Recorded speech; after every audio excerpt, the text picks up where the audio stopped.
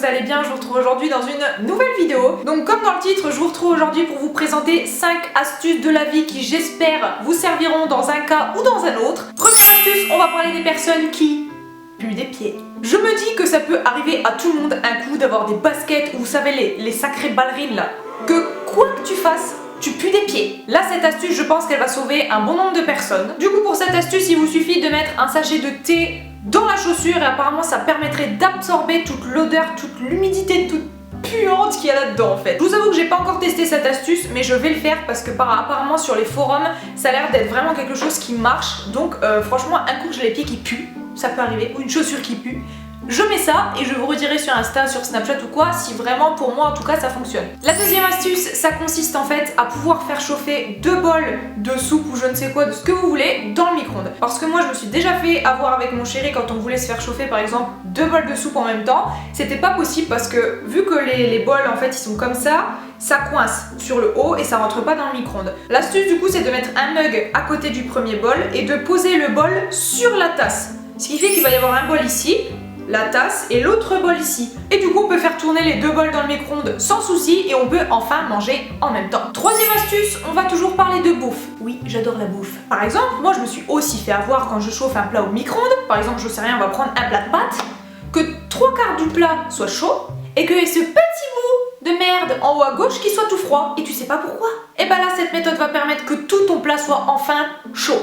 Pour ça, il va falloir que tu fasses vraiment une couronne de pâtes, par exemple, et que tu laisses un trou au milieu et ça va permettre de chauffer plus vite et de manière plus homogène le plat et tu vas enfin pouvoir manger ton truc bien chaud. Quatrième astuce, pour les amateurs de bière. Alors moi personnellement j'aime pas la bière mais ça peut aussi valoir pour tout ce qui est dans des petites bouteilles en verre comme ça, le panache ou d'autres trucs.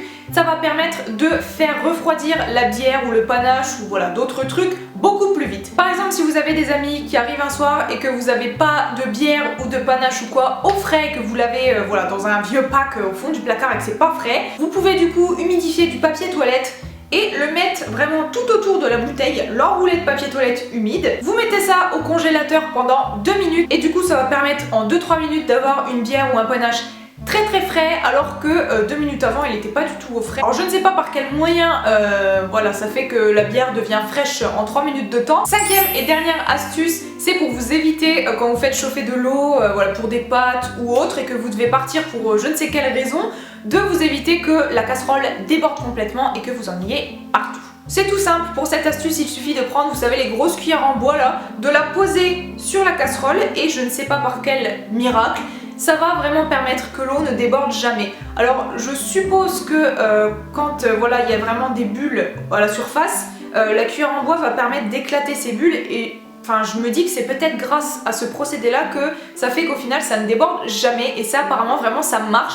Donc testez-le, dites-moi dans les commentaires pour vous si ça a marché. Moi c'est pareil, j'ai pas encore testé mais j'ai vu sur les forums que vraiment c'était une astuce qui marchait beaucoup.